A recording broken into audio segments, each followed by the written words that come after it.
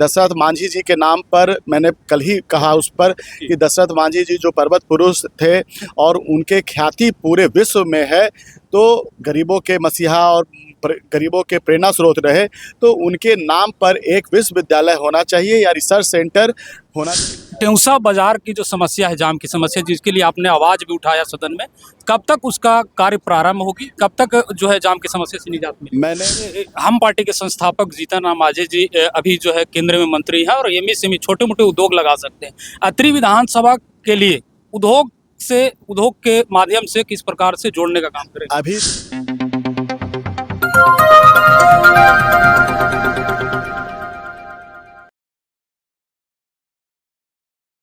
जो भी आप सदन में आवाज उठा रहे हैं, आपके क्षेत्र की जनता, अत्रि विधानसभा की जनता जो है काफी खुश नहीं, वो ये सब तो क्षेत्र के अत्रि के महान जनता का है देन के मुझे उन्होंने चुना, आवाज बनने का प्रयास मैं कर रहा हूं उनकी, और उन्हें जो मुझे मौका दिया है उसका मैं अपना जो कर्तव्य था वो पूरा कर रहा हूं।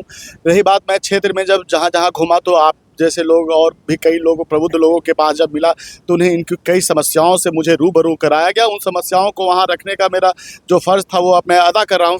ख़ास करके मेरा है कि दशरथ मांझी जी के नाम पर मैंने कल ही कहा उस पर कि दशरथ मांझी जी जो पर्वत पुरुष थे और उनके ख्याति पूरे विश्व में है, तो गरीबों के मसीहा और गरीबों के प्रेरणा स्रोत रहे, तो उनके नाम पर एक विश्वविद्यालय होना चाहिए या रिसर्च सेंटर होना चाहिए गहलोर के पास, जिससे कि आने वाला समय उनको एक याद करेगा। उनकी कीर्ति पूरे, अगर रियल रूप में आप श्रद्धांजलि देना चाहते हैं तो शिक्षा से उनको जोड़कर आप श्रद्धांजलि दे सकते हैं।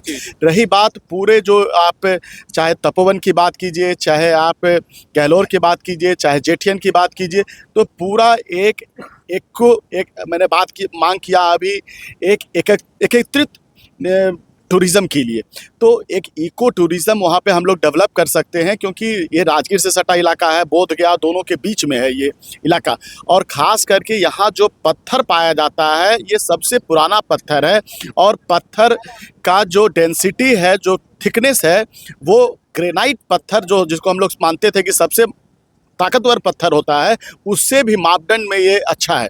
तो ये उपयुक्त है रॉक क्लाइंबिंग के लिए, पैराग्लाइडिंग के लिए।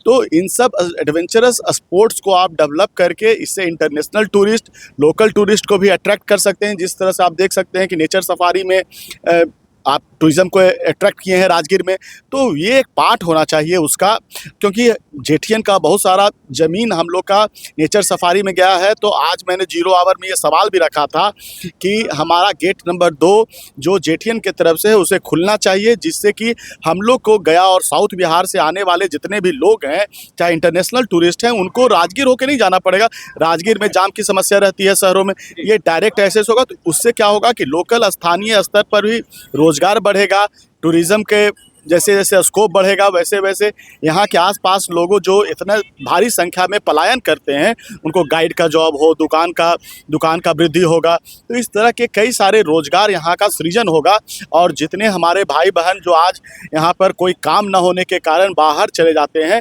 उनको एक मौका मिलेगा कि आप इस टूरिज़्म के साथ जुड़कर आप अपने लाइवलीहुड को आगे बढ़ा सकते हैं। सर, आपके हम पार्टी के संस्थापक जीतन राम मांझी जी अभी जो है केंद्र में मंत्री हैं और एमएसएमई छोटे मोटे उद्योग लगा सकते हैं। अत्रि विधानसभा के लिए उद्योग के माध्यम से किस प्रकार से जोड़ने का काम करें? अभी तो एमएसएमई डिपार्टमेंट से 250 करोड़ रुपया का खिजरसराय में टेक्नोलॉजी सेंटर बन रहा है, जिसमें कि बाउंड्री हो गया है, आगे का भी काम लगा हुआ है काफ़ी तेज़ी से, जिसमें पूरे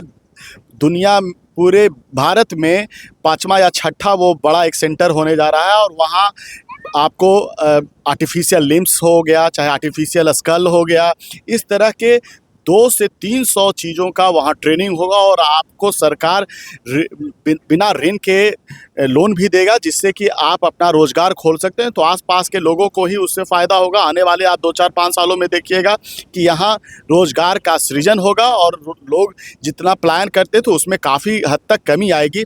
रही बात एमएसएमई में और बहुत सारा डिपार्टमेंट है, तो उसके लिए मैंने 10 दिन पहले बात किया था यहाँ के पटना डायरेक्टर से, तो वो एक सेमिनार यहाँ लगाने वाले हैं। खिजरसराय के आसपास किसी कहीं जगह खोज रहे हैं, तो वहाँ लोगों को ट्रेनिंग देंगे और लोगों को बहुत सारे स्कीम्स के बारे में बताएंगे कि एमएसएमई डिपार्टमेंट से कि बिहार में क्या क्या स्कीम्स है, और उससे होगा आप फ़ायदा उठाकर लोन ले सकते हैं, आप बहुत सारा टूल किट ले सकते हैं। सरकार बिना पैसे का अभी आपको मोची के लिए टूल किट दे रहे हैं।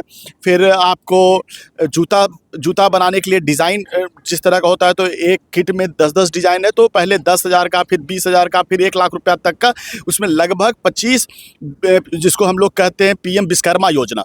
तो उसके पीएम विश्वकर्मा योजना के तहत कम से कम 25 ऐसे विभाग हैं जहाँ की हम लोग उनको सपोर्ट कर रहे हैं। और छोटे-छोटे जगहों पर जैसे धोबी है, जैसे आपको मैंने बताया मोची है, कारपेंटर है, तो जो आज से 100 साल पहले, 200 साल पहले बड़ा टाटा अंबानी जैसा कोई फैक्ट्री नहीं होता था।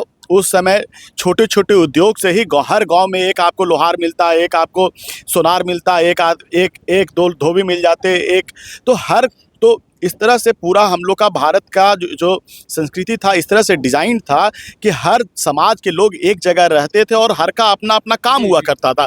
उसी से इकोनॉमी चलता था। उस समय हम सोने की चिड़िया कहलाते थे, और जब से ये सिस्टम ख़त्म हुआ तब से हम पीछे हो गए। तो नीतीश कुमार जी, यही कारण है कि 10-10 हज़ार रुपया महिलाओं को देकर, आपने कुछ दिन पहले देखा, अभी भी 25 लाख महिलाओं को मिला है, 2 दिन पहले। तो महिलाओं को स्वावलंबी बनाने के लिए, उनके गांव-गांव में रोजगार का सृजन हो, इसके लिए हमारी सरकार पूरी तरह से लगी हुई है, और इसका इफेक्ट आपको आने वाले 2-4 सालों में दिखेगा। अतरी में भी विकास होगा। एक लोगों ने जो इस बार विश्वास किया, जो इस बार उन्होंने मुझ पर अपना आशीर्वाद दिया है, उस आशीर्वाद को मैं उनके ताकत से सदन में उनकी आवाज़ को, हर तरह के बातों को रख रहा हूं। और ये आप लोगों का ही, जनता का ही प्रेम है। उनका जो मुझे फीडबैक मिलता है, उस फीडबैक के तहत मैं रखता हूं। अभी मैं जब यहाँ आया तो मुझे पता चला यहाँ स्कूल में यहाँ बाउंड्री नहीं है, तो मैंने स्पष्ट कह दिया है कि अगले 2 से 3 महीने के अंदर उसमें काम लगेगा, और मुझे जहाँ भी जाना होगा उसके लिए मैं आवाज़ उठाऊंगा और रखूंगा, और किसी भी हालत में वहाँ बाउंड्री अगले 2 से 4 महीने में होना ही होगा। जी, टेउसा बाजार की जो समस्या है, जाम की समस्या, जिसके लिए आपने आवाज़ भी उठाया सदन में, कब तक उसका कार्य प्रारंभ होगी? कब तक जो है जाम की समस्या से निजात मिलेगी? मैंने रखा है, मंत्री जी से भी मेरा मंडे को टाइम लिया है, उनसे मिलने के लिए, बाईपास के लिए बात किया है मैंने। तो उसके बाद ही मैं आपको स्पष्ट मंडे ट्यूसडे के बाद ही बता पाऊंगा कि कब से काम लगेगा और उसमें कैसे। देखिए, किसी भी काम को नींव देने में समय लगता है, लेकिन आप यकीन रखिए कि सारा काम धीरे धीरे बढ़ता जा रहा है, और समय के अनुसार काम होगा। आगे पीछे हो सकता है, जो काम 70 सालों में नहीं हुआ है वो काम हमें 5 साल में करना है, तो हम उसके हिसाब से अपना रोड मैप बना रहे हैं। लेकिन कल हो जाएगा इसकी भी मैं गारंटी नहीं कर सकता हूँ। मेरा काम है प्रयास करना, आपकी आवाज़ को वहाँ तक पहुँचाना, और अपना 100% प्रयास करना, उसमें मैं कहीं पीछे नहीं रहूँगा। जी, अतरी विधानसभा की जनता को विशेष क्या मैसेज देना चाहेंगे? मैं अतरी विधानसभा के समस्त जनता को ये मैसेज देना चाहता हूं कि हम लोग सब मिलकर अगले 5 साल तक हम लोग विकास करेंगे। किन्हीं को भी इसमें विकास में रोड़ा बनने की ज़रूरत नहीं है, किसी को धैर्य खोने की ज़रूरत नहीं है। हम लोग सब एकत्रित होकर, मिलजुल कर अतरी के विकास के लिए आगे बढ़ेंगे, और अतरी में विकास होगा, और सबको मिलजुल कर हम लोग आगे चलेंगे, और सबके प्रयास से ही ये काम हो सकता है। धन्यवाद। चलिए, तो हमारे साथ अतरी विधानसभा के नवनिर्वाचित विधायक रोमित सिंह थे, जिन्होंने सभी सवालों का जवाब जो है प्रमुखता से दिए। बाकी अतरी विधानसभा के विधायक रोमित सिंह के बारे में आप लोग क्या सोचते हैं, कमेंट बॉक्स में बताइएगा। वीडियो को शेयर कीजिएगा। बहुत